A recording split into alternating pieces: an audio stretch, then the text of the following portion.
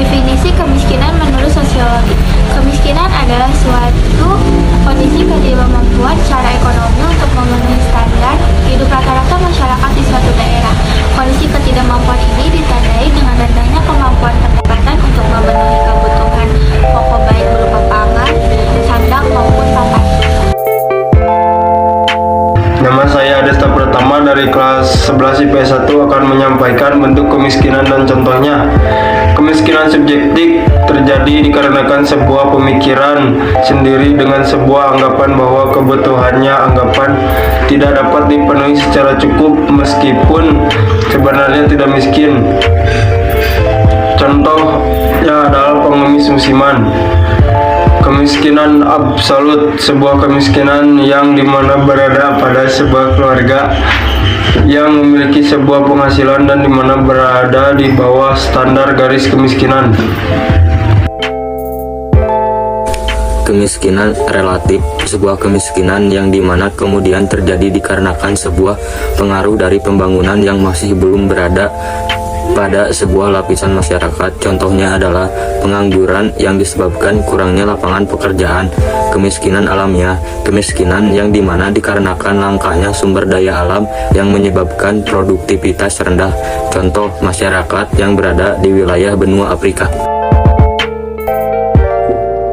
Faktor-faktor kemiskinan. Secara umum, faktor-faktor yang menyebabkan kemiskinan dapat dikelompokkan menjadi 5 faktor, yaitu yang pertama, tingkat pendidikan yang masih rendah. Kedua, masih terbatasnya lapangan pekerjaan. Yang ketiga, malas bekerja. Yang keempat, beban hidup keluarga. Dan yang kelima, keterbatasan sumber daya alam maupun modal. Kelima adalah upaya penanggulangan kemiskinan. Pada prinsipnya, kemiskinan adalah suatu situasi yang perlu diatasi oleh pemerintah. Ada beberapa strategi untuk penanggulangan kemiskinan. Antara lain, yang pertama, diberi kesempatan untuk berwirausaha, yakni terlebih dahulu menggali kebiasaan mereka untuk diberi pelatihan. Yang kedua, bekerja sama dengan Kementerian Ketenagakerjaan dan perbankan untuk memberikan permodalan pada yang bersangkutan. Dan yang ketiga, setelah modal cair, maka kepala keluarga tersebut diberi bantuan modal fisik, usaha seperti perangkatan alat, pembangun jualan, dan mesin jahit, atau yang lainnya. Nama saya Adi Solihat, saya dari kelompok 3 akan menjelaskan apa itu dampak kemiskinan. Dampak kemiskinan terdiri dari 4, yaitu pertama, tingkat pengangguran tinggi. Dampak kemiskinan yang pertama bisa membuat angka pengangguran semakin banyak. Yang kedua yaitu kriminalitas tinggi. Dampak kemiskinan yang cukup penting diketahui adalah naiknya kriminalitas. Masyarakat miskin cenderung melakukan apa saja untuk memenuhi kebutuhan kehidupan bagaimanapun caranya.